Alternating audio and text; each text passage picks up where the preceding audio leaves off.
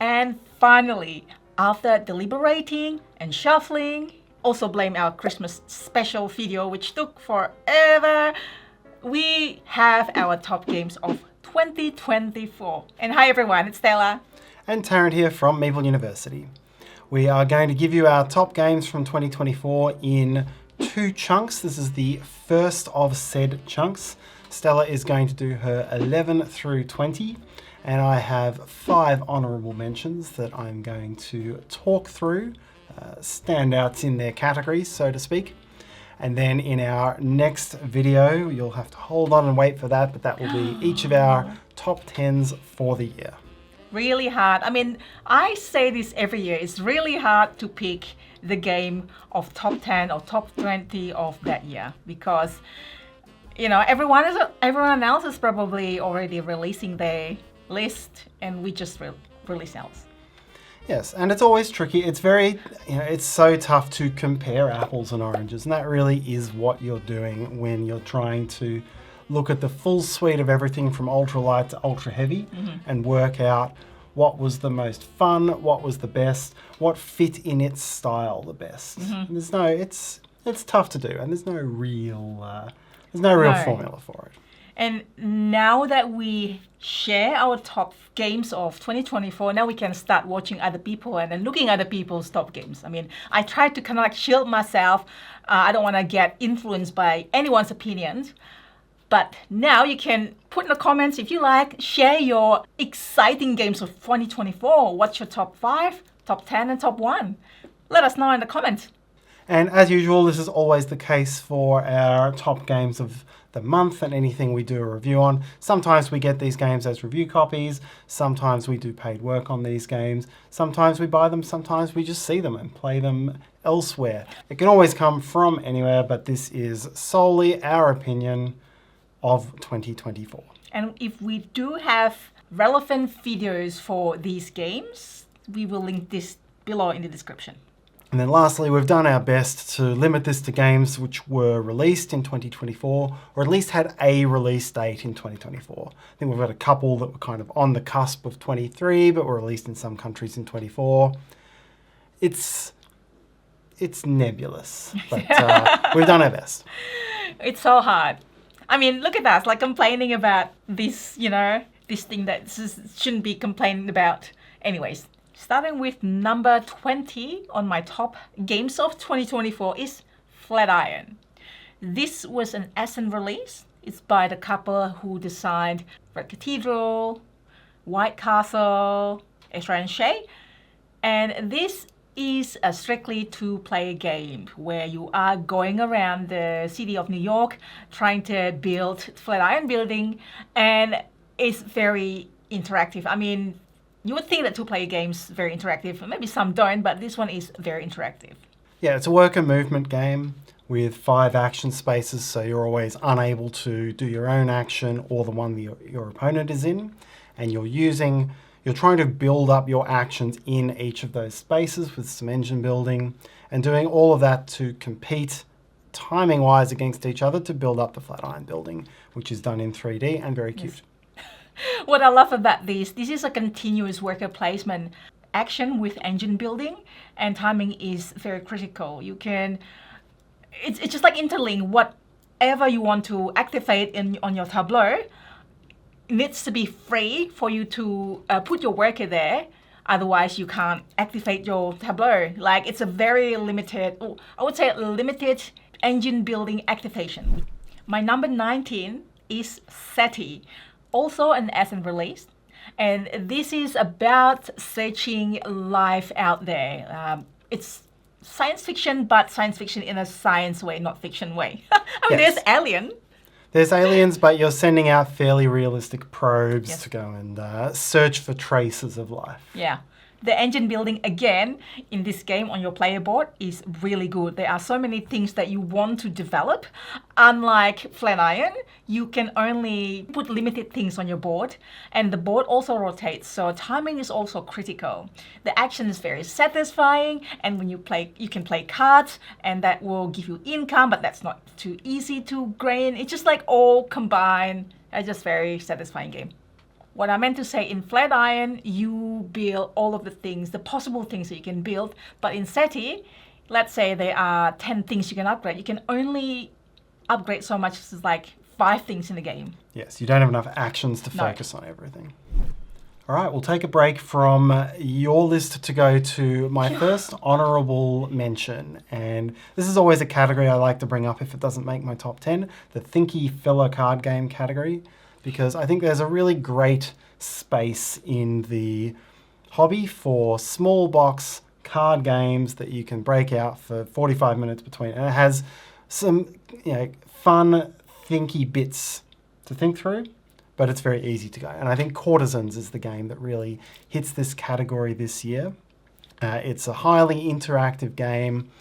You're getting cards kind of randomly, so you don't have a great deal of choice, but then you choose which card to give to yourself, one to someone else, and one to the center. And the card you give to yourself is going to score you points. The cards you give to other players are going to score them points. And the cards that go in the middle, you choose whether they're positive or negative. And it's the middle that's going to decide whether everyone's cards score positively or negatively. So it's got a bit of that mini rails thing about it, where everyone's joint actions are going to drive whether the actions you took early in the game are valuable or not. A couple of the cards have simple little actions on them that let you manipulate stuff.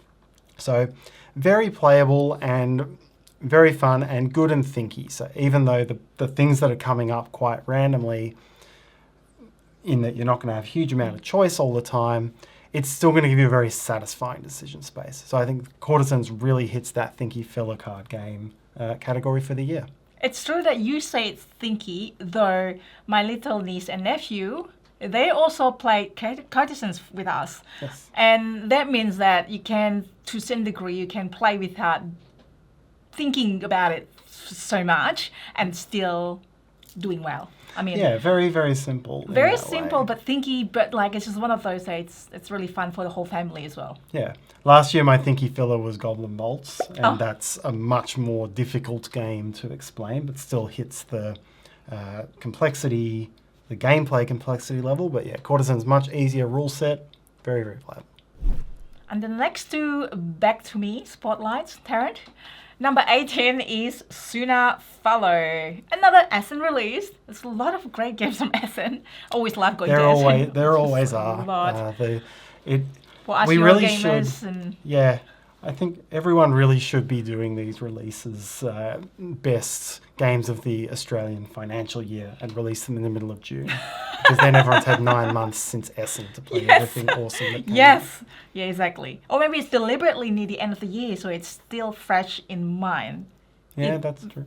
Either way, Sooner Follow is my number 18. This is another 2-player game. So this year, I feel like it's the year for 2-player games or a 2-player game version of another game that's already out. So Sooner Follow is not that. It's just a game on its own.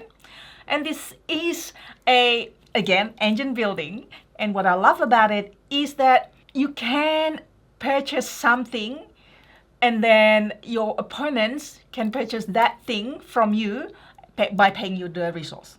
So it's like, okay, you want to get this thing on you for yourself and then price it cheaply, but then opponent might be able to get it under your nose quickly and then pay cheaply. Or you want it to price it more expensive so that it's hard for opponents to grab it from you, but then you also yourself have to pay the cost more expensive. You set the price of this thing that you can build on your tableau.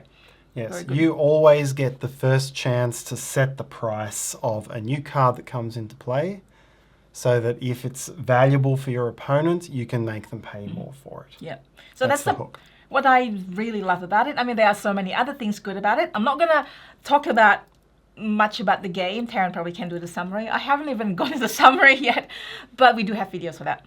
Yeah, beyond that card cost mechanism, it's essentially a farming game. You're building up columns, and every column gets more powerful and activates actions which give you resources or let you fulfill contracts. And you also want to create rows because there are benefits for having a diverse range as well, which you always like to see in a column-based tableau game. Absolutely, and beautiful artwork as well. So that takes us to number 17. Guess what, Tarrant? As it really is.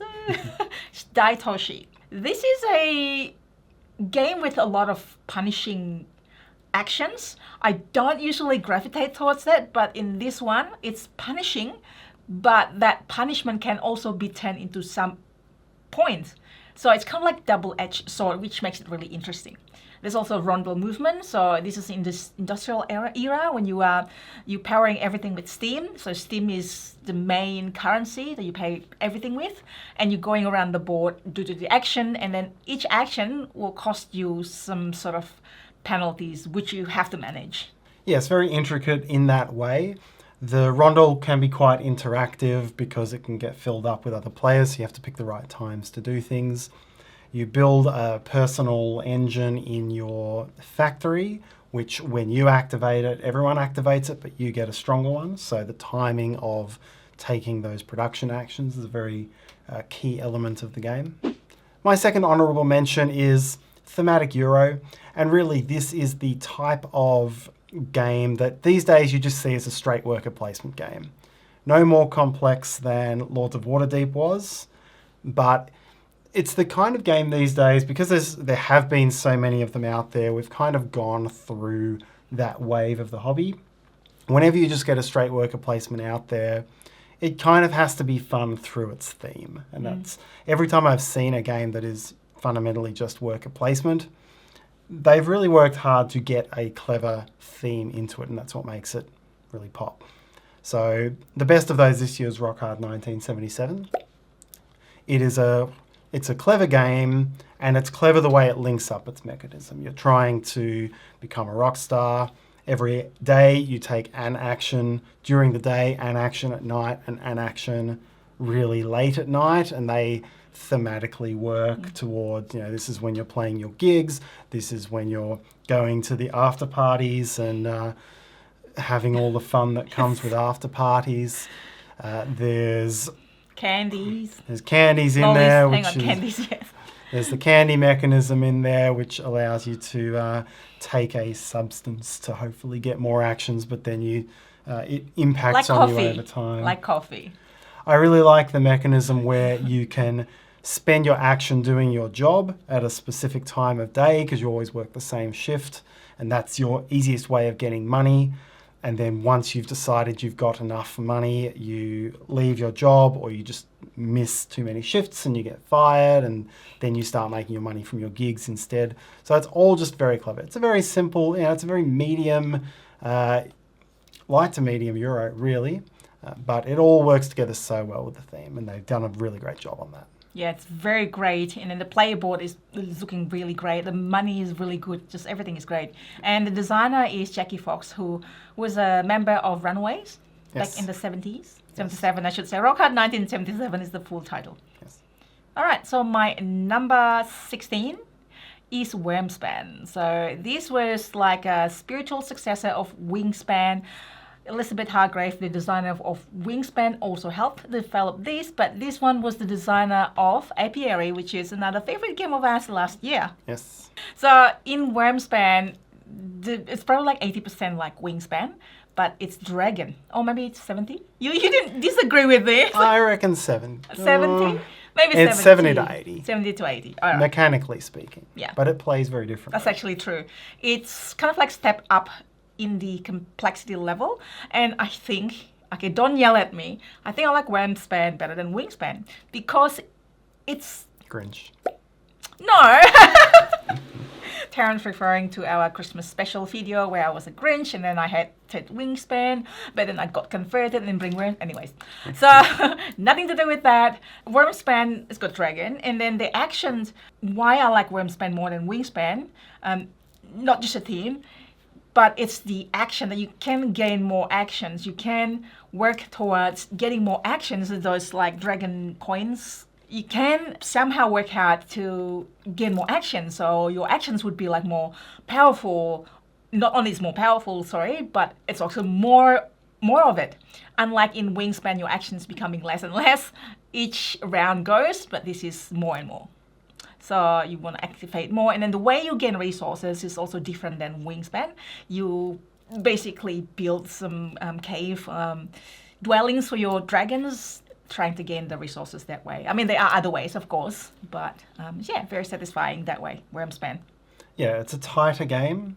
It has less variety of actions when you trigger your dragons, but that allows it to be a bit less hunt for the crazy combo and a bit more build up a solid engine. Yes. All right. Now, number 15 is Civolution. So this is a type of civilization game. I usually do love civilization game. And what I love about this one, I mean, okay, first, there are dice. Don't boo it yet. Listen to me. So it was quite hot, I think, when it was released. Like everyone seems to be enjoying it. So this dice, you roll the dice. There are lots of ways of mitigating the dice. There are lots and lots of ways of engine building. So we're talking about flat iron engine building, and then we're talking about the next one is SETI engine building, and this is like even more stuff that you can engine build. So the actions that you can do becoming more powerful, and that's where you kind of like want to focus on certain actions to build your civilization, because there's no way you can build everything. Yes, there's no way you can build everything. Yes. There's 22 action spaces available, many of which have 2 options on them. So I haven't even said how you activate it. So you use to this all combination of dice numbers. So dice 1, you need 2 dice to activate an action. So you need 1 dice, like dice 1 and dice 2 pip, dice 1 and dice 1 pip, pip 1 and 3, 1 and 4, 1 and 5, and then 2 and 3 and so on. So there's all these combinations.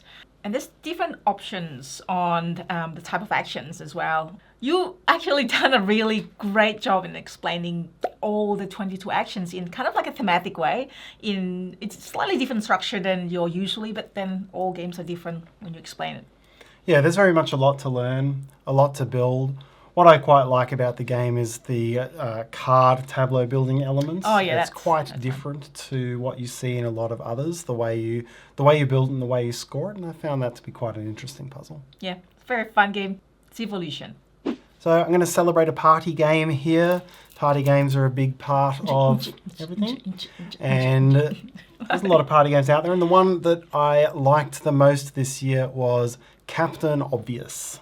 So not It's Obvious. There were 2 games that came out at Gen Con with the word obvious. Which is also fun. I liked Captain Obvious, and it's also quite a surprise game for me, because when you explain it, when I first read the explanation and explained it to people, it did not sound very interesting. Basically, everyone gets a word, and everyone gets a number between 5 and 8, and you have to write a bulletproof sentence that features the word and is that long. And I mean, bulletproof means that sentence, everyone knows what that sentence is without one of the words.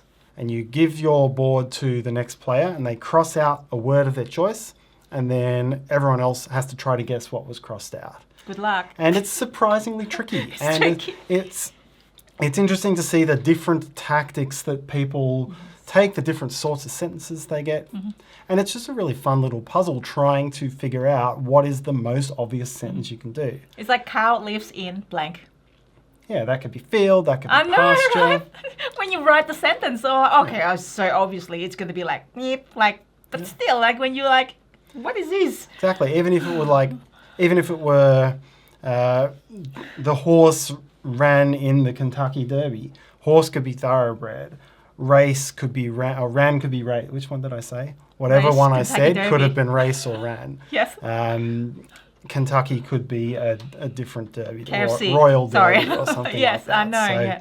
yeah, I found that to be a different kind of, it was a thinky party game, but it was a very fun party game. So Depends on everyone's preference as well. It's like you and me, that we probably would use a different reference because we grow up in a different country, and then we like different things growing up. But if we do have all the same reference, the game won't be fun. It's like exactly. Oh, I know exactly what you think. Like, no. yeah. So that's mine, Captain Obvious. It's a bit of a different party game, and I suppose a lot of the types of party games have been run and done a lot of times. So this one's a little bit different, and I highly recommend. And now up to me again. Yes. Number 14 is the winner of Can I spill the shadows? 2024 is Daybreak. It's the first cooperative board game that I mentioned in this list. Yep. This is about... I don't think there were that many big pandemic-y co-ops this year, were there? No, I don't think so. Maybe there are enough out there. I don't know. There were out there, but not in this list at least. Or maybe not. Oops, spoiler. Maybe there is. Daybreak is about managing environment, cooperatively managing environment. It's very good in terms of the cooperatively. There's no way one person can control all the players' decision because you will have cards in your hand. You'll be activating tableau on your board, and you will be helping each other with your icons. It's kind of like icons set collecting, matching to do certain actions. The more you have, the more powerful the action is. But then you can't possibly have every single action. So at some point you need to destroy your tableau and rebuild it with something else. Yeah, very it's good. Got that. It's the first time I've really seen that Ark Nova Terraforming Mars tag building element built into a co-op like this. So it's a co-op with no map. There is a map, but it's just stuff. Yeah. There's no movement in it, and it worked quite well. Yeah, that's a really fun game. Daybreak. Check it out if you like co-op. And the theme also great, and each card has got, I think it's got QR code or something. It's got deforestation, for example, or something environmental that is real in the game, in the real life. And it does take quite, think Terraforming Mars on that as well. It does take quite a realistic, thoughtful approach to what all of the cards and things do. It considers social impacts. It's not just a save the environment game. It's a do it in a way that doesn't put communities into crisis way as well. And it really thinks through those aspects of the game. Its players is different countries as well, so it's like asymmetric. So, and that's Daybreak. Next one for me, Lucky 13, is Mistwind. Might be a Gen Con release, Mistwind. It was Kickstarted because the Gen Con before that, I know that they were all nearing Kickstarter. It's pretty quick, right? So it's kind of like biggish box game. Yes. What I love about it, it has that Ticket to Ride feeling, which I still play until to this day, especially on Board Game Arena. And Mistwind has got that pick up and deliver and building network, and combined with kind of like worker placement, a limited worker placement, where turn orders really matters as well. Yeah, it does. It does. It does a very good. It will make you, as you play it, it'll make you think of underwater cities because it just has these actions around the outside of the board, and you don't have that many actions to take per turn. And there's a little clever thing with you can only place discs of certain numbers. And you have to pick your numbers. But then it's all about building networks and doing pick up and deliver on the map. And pick up and deliver is such a tough mechanism to get right in a Euro game. Mm-hmm. It's a tough mechanism to get right in a non-luck way because you either if you're trying to do pick up and deliver and you know how far everyone can move, then it's kind of predictable. Mm-hmm. Or if you're rolling to move, everyone hates that. Yeah. Mistwind does it really well because you've got to balance putting permanent pieces down, putting transportation pieces, and then how you pay depends on whether you're running through the rest of your network or not. Very, very unique as well because the network, it's not like some network is statically built into the board, but they are your whales, which is your transport whales, and it's part of your network. It can deliver stuff, but also forms of your network, and that can give you points in terms of contract fulfillment or network scoring thing. Yes, there's network cards you're trying to meet, so you're trying to race to I'm so excited. Race to achieve certain networks. And a number of the actions are quite interactive as well. So I'm going to do an honourable mention here in the ultra light category. When I say ultra light, I mean this is a game that you could give to a family that only has Monopoly and Uno, and they'd be perfectly happy with it. What would it be? But it's also a game that I think is, I know it's really fun with gamers because we've played it with many. And this is Duck and Cover. Duck and Cover was a little Essen release. It was in the Euro Hall for some reason. Yes! I think the company has some other Euros. It's such a simple game. Everyone has cards in a 3x4 grid with the numbers 1 to 12 on them.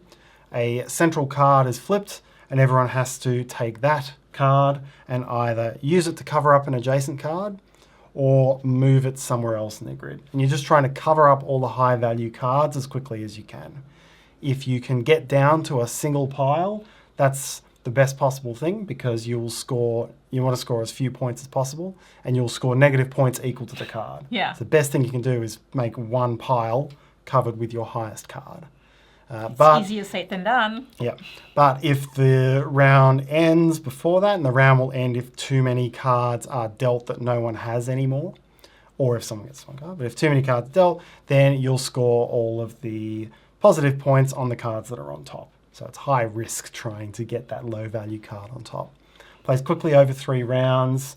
You're supposed to say quack if you don't have the card visible that Everyone's gets flipped quacking. up, so everyone's quacking around the table. Yeah. Really quick to teach, and yeah, you could give this to any family that likes playing Uno will happily take this on and enjoy it, and I think any group of gamers would happily take this on as a filler. So Yep. really, really good game. Very good game. It's on Board Game Arena as well, so you can just keep playing it with anyone, really. Yes, I learned how to spell quack in French because it comes up in every In language. French. My next one, number 12, is Inventors of the South Tigris. This is the third one of the South Tigris series, and I think the second heaviest one. I would think that the heaviest one would be Scholars. There's Or There's maybe- differing opinions on that. I think Scholars burns... I think most people come to the conclusion that Scholars burns the brain a little bit more and Inventors has a think. higher rules load. Okay, so that brain burning is probably, for me, making it a little bit higher in complexity. But anyways, Inventors of the South Tigris. And this is the new expansions coming out this year, by the way, 2025. So what I love about this is the dice manipulation and activation. Yes, it's a heavy game. All the mechanism, all of the way you spend your resources is quite involved. So yeah, there's dice that you can make stronger so they become more flexible, or you can make them stronger along a different path and get bonuses. You have to spend tokens that move up a tower, and that makes them get more expensive, but that makes them worth more points. So you're constantly trying That's to work usually your that through the strategy. game. And then you've got workers to place as well. So lots of different ways to take an action. And it's all contributing to some very interactive placements because there's an invention and it has to be invented and then built and then tested and then published. yeah. And each of those things can be done by someone different, and the way you combo them and look for different objectives that you get by doing them lets you focus in different ways. It's interactive and it's fun to also match the inventions. We actually, in one of our videos, we made up an invention. It was like self-regulating board game. It was like Legacy of You, which is another Garfield Games board game, a solo-only game. Oh yes, hello, Mr. Sean Phillips, are we? Yes. And what do you have here today? I have an opponent self-regulating board game. Wow, that looks cool. A one-player game. Well, thank you for your submission. And yeah, what Tarrant said, also the interaction, anyone can just jump in and then do the next process of these inventors, which is also thematic. So Yeah, I've seen people compare this to On Mars and some of the really crunchy interactive Lacerda games, and it does have those elements for sure. yeah. Well, the next one is The Veil of Eternity. So kind of like 2023, 2024 game, but This one was on the cusp. yeah, we got it on 2024. Definitely like a middle to end of year or something. So this is a card game where it's highly interactive, right? And it's on Board Game Arena as well. What I love about it is just the very limiting amount of money that you can have, like so many, and the amount of cards that you have. Also, you just basically, each turn you gain one card to your tableau. So there's a bit of engine building. This is a very satisfying combo building where you can gain the points by getting the cards. The points coming from the cards you get. Yeah, and there's lots of different ways to make mean, the it's- cards combine with each other. Yeah, combine with each other. I mean, like you get the points obviously from the cards you get. Yeah, it's a card draft. The cards have 5 different suits. Some of the cards will combo with their own suit or with other suits, or make you discard cards, or make you discard other players' cards. So there's lots of different approaches you can look at to try to figure out how to get big chunks of points. Yeah, when you're really good at this, like you just probably like 90% of the time you always beat me.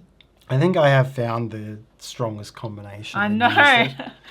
It's just like there's certain cards that just like, okay, like that's how you kind of basically feed everything into it. Like everything else, just like once you have this card, then you break everything else.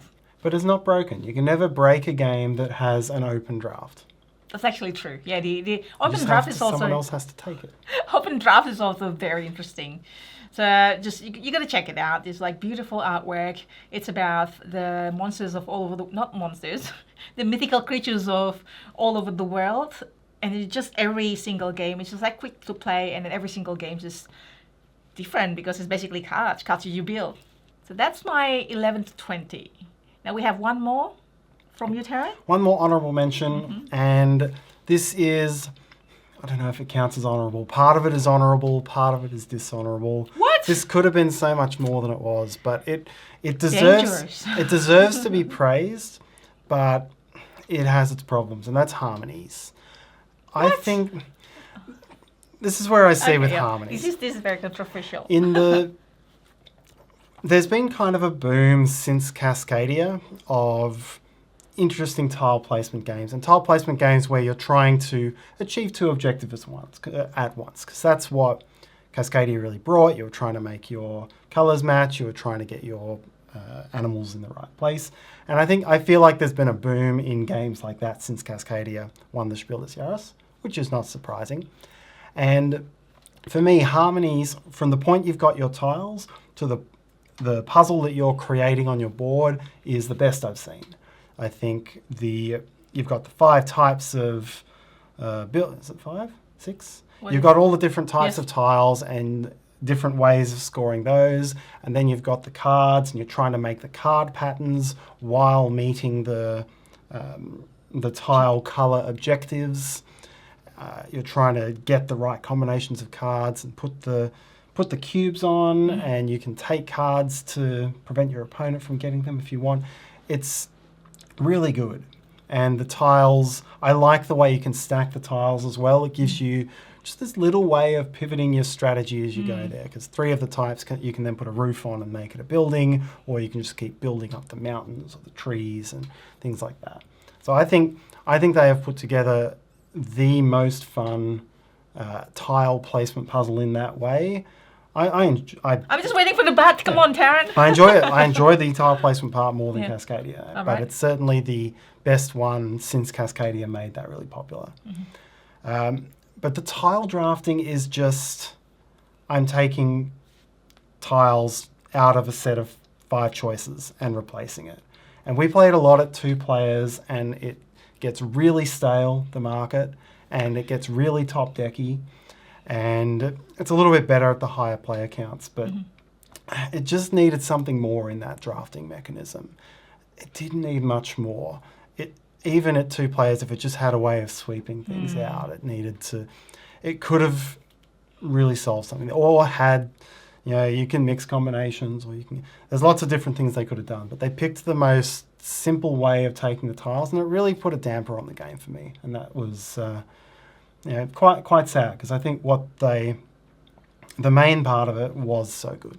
They probably need a fixed expansion. There's a lot of ways you can house rule it as well. That's actually true, yeah. That's true. That's all right. So those are the games. Again, what are your games? Stay tuned for our top 10 games, me and Tarrant, of 2024 next time. So if you enjoyed this video, please hit like, subscribe, so you can get notification for that next video. Hopefully you have a great day. See you next time.